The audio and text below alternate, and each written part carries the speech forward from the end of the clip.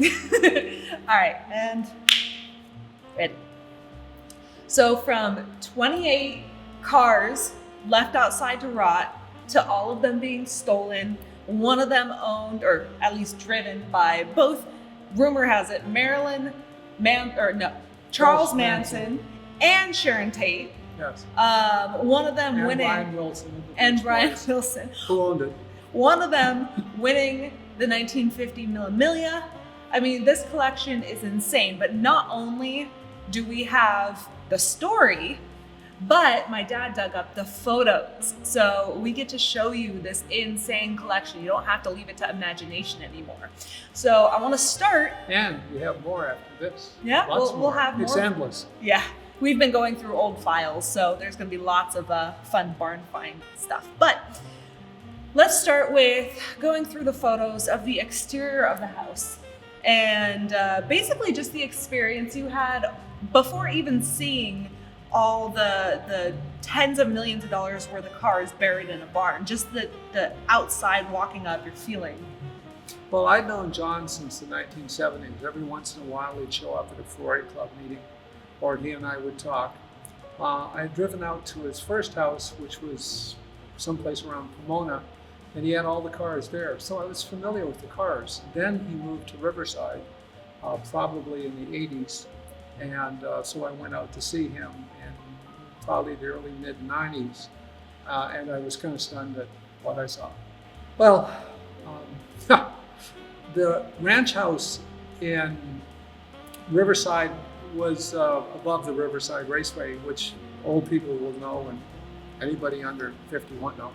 Anyway, it was right near Riverside Raceway, and it had originally been the ranch house for a ranch, a sheep ranch, probably 50 or 100 acres.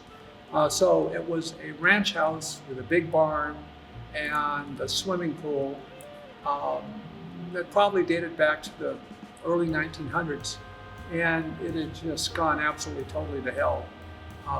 When you walked up, there was a couple of motorhomes, dead motorhomes parked out front. It was a huge lot, huge.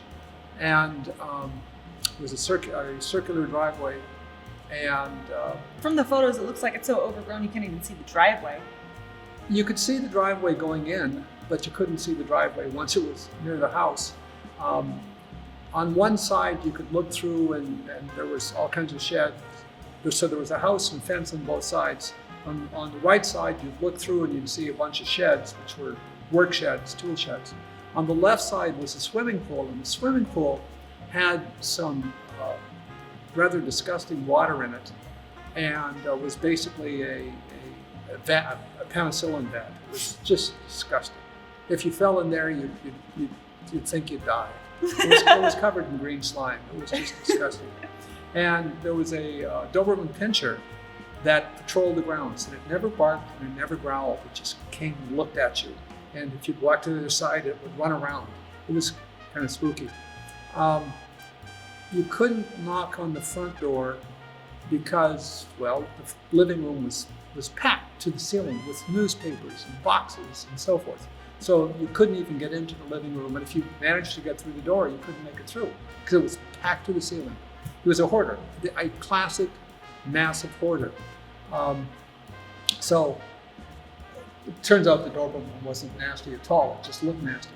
If you knew where the gate was and you could get through the gate, you could go around to the back door, and you yelled enough, John would eventually show up. And he and I used to go to breakfast or lunch, which was always a bizarre experience. I never went in the house. The backyard was, well, that's another story. We'll get to that. But at that point, I had never gone inside the house. When you went through the lots, for instance, just outside the back of the house, there was a stack of Ferrari transmissions. One of them was a gated 5-speed transmission. I'll assume it was from, God knows, a GTO, 500 TR, C or TR, don't know. And then there were just abandoned cars everywhere, but they were mostly overgrown.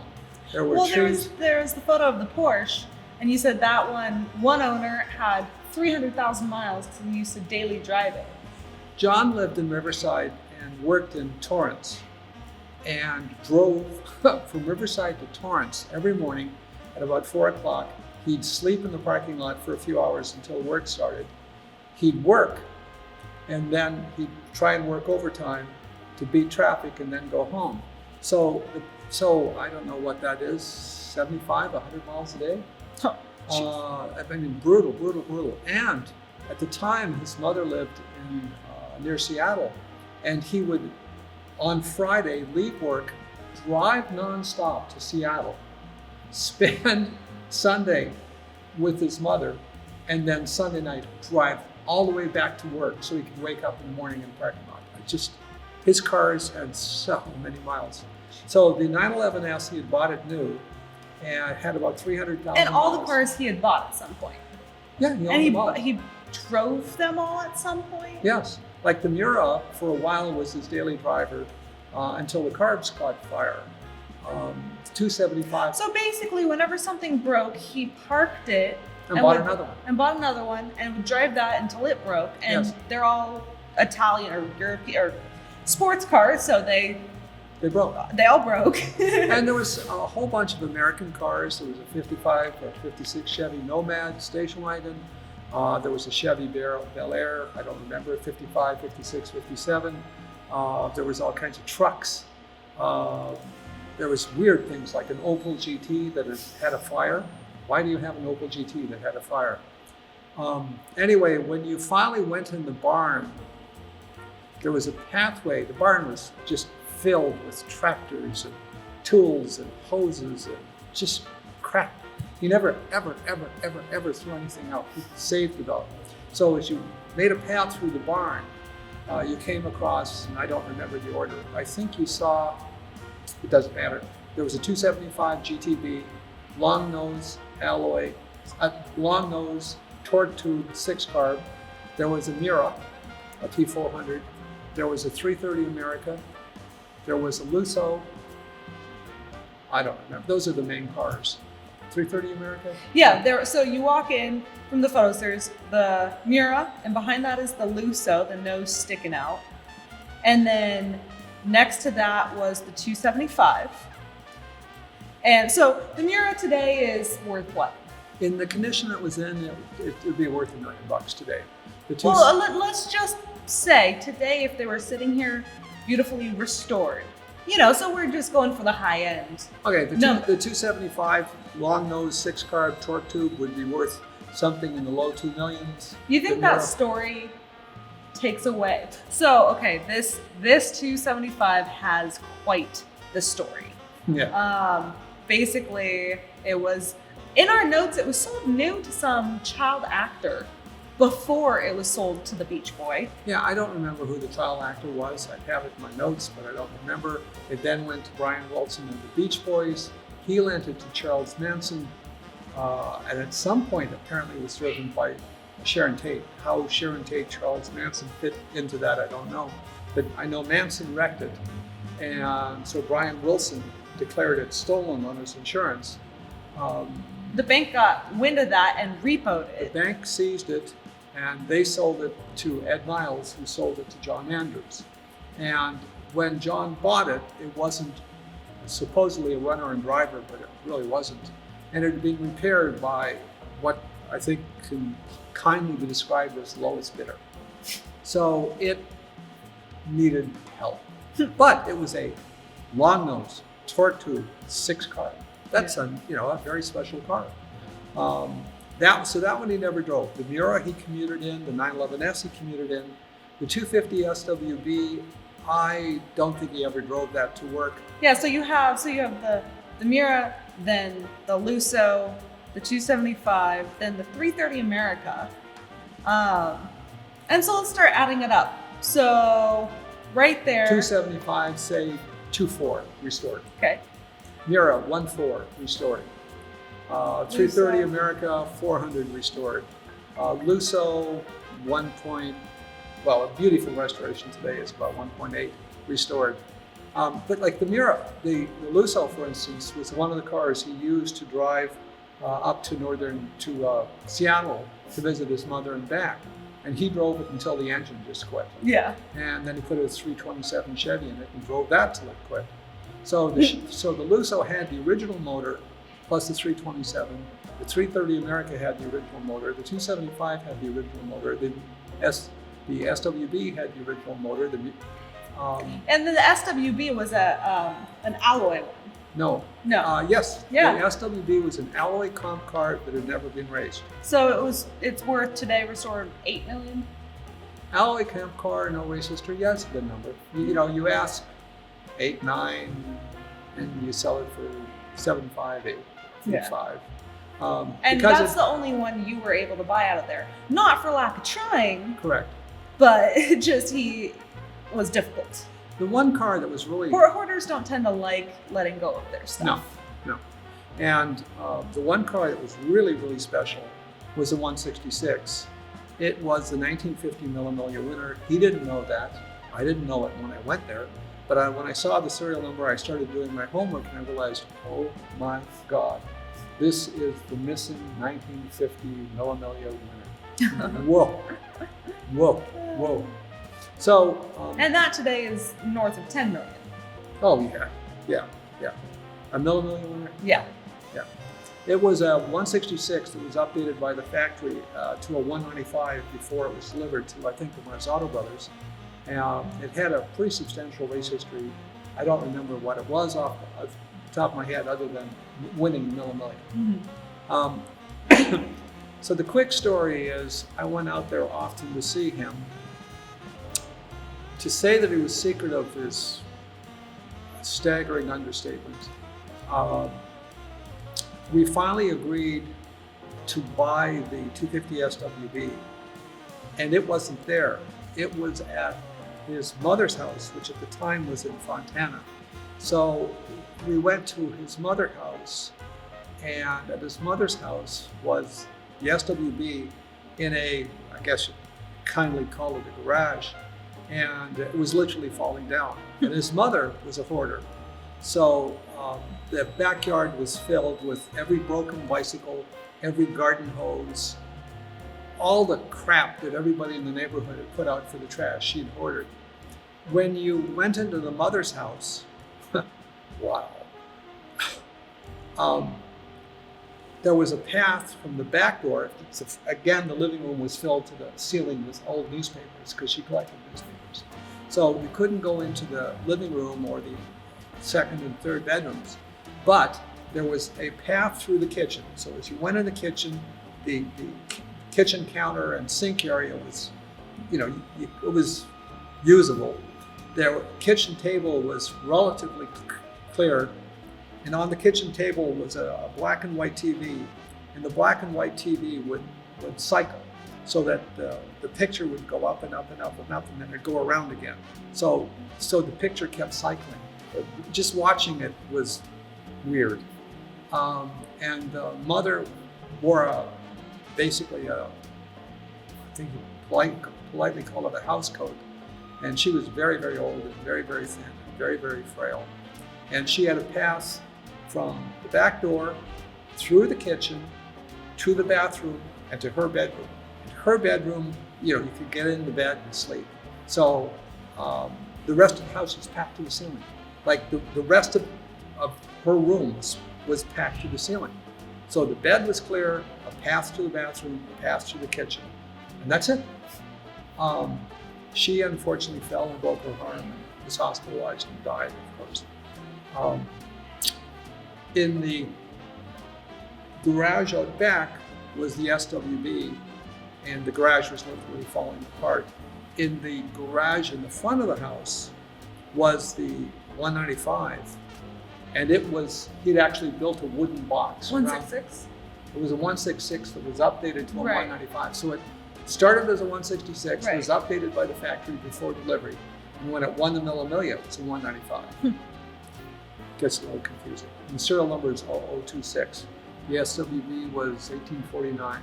I don't remember the Lusso or the Miura off the top of my head. Anyway, I was able to buy the SWB. We agreed on a price of $400,000. Back when that was fair. Yeah, that was the market price. Yeah. You know, And that was today it's worth millions. millions. Back then, it's whole Right. different story. right. So we agreed on to buy it, and he insisted that I pick it up at an airport in someplace in Riverside County, a little tiny airport. I don't even remember where it was. So I show up at the airport. I have cash, $400,000 in cash. The car is in a hangar on a trailer, and so I literally trade him the cash for the car and the trailer, hook it up to my truck, take it away, and I sold it for $475, and then I restored the car for the owner, shipped it to the owner in England, and I don't know what it is today. I could look at my database. Just another car we sold. But I then went back to try and buy more cars. And one day I went to meet him. We had arranged to meet on a Saturday or Sunday. Well, didn't I hear, I was reading in the database that the neighbors got so fed up with the mess and all the crap that they put a free sign out front? Well, that variations on that happened at both houses because the people at the mother's house the neighbors at the mother's house weren't happy because it was a wrap factory. And the same with John's house in Riverside. So anyway, one Saturday or Sunday I went out to see John and he wasn't there. So I knocked on the back door, I yelled, all the usual stuff, and he never showed up. So after about half an hour, I decided, maybe he died because he was very obese and in really bad health with a horrible, horrible, horrible diet. He once took me to his favorite restaurant in Riverside, and I think breakfast was $4 each. It was just the ultimate greasy spoon. It's just, which is why he was obese. He ate horrible food. Anyway, I was afraid he'd had a heart attack or something. So I drove to the police department in Riverside, and they agreed. And it was right around Christmas. It was just before Christmas, probably mid-90s. So they said around Christmas time, a lot of single guys commit suicide. They may have committed suicide. We'd already paid them for the 400, for the 250 SWB. So the police met me there, and they yelled, and of course nothing happened. So they opened the back door and went inside, and when they confirmed he wasn't in there, and there was no body, they invited me in, and when I went inside, he had two little yappy dogs that I'd never seen. I heard them barking inside. And the dogs, being dogs, shit. And he never cleaned it up. So any free space in the house was covered in dog shit. About an inch or two of dog shit. But he sort of squished the path, just like his mother, from the back door to the bathroom, and from the bathroom to his bedroom. And when you went to the bedroom, the bed was clear, and there was a desk next to the bed with a computer, and that's where he hung out. So the police called the health department, and the health department came out and made him clean up. So he was absolutely furious at me, but because of me, the health department had showed up. And when the health department showed up, they realized he had a mother who was sick. So they went, at the time she was in the hospital, so they went to her house, realized, oh my God, it's the same thing, and made him clean that up. So my plan to buy the 166 fell through. And months later, I went out to Riverside to try and conclude a deal. And there was literally a line of brokers in his front yard trying to do a deal on the... How'd the word get out? It gets out. Yeah. It gets out. So the 166/195 ended up going to John Shirley. Mm-hmm. And the rest of the cars got stolen. And the rest of the I cars were heard stolen. 28 cars in total got stolen. Boy, That's the number that I was reading.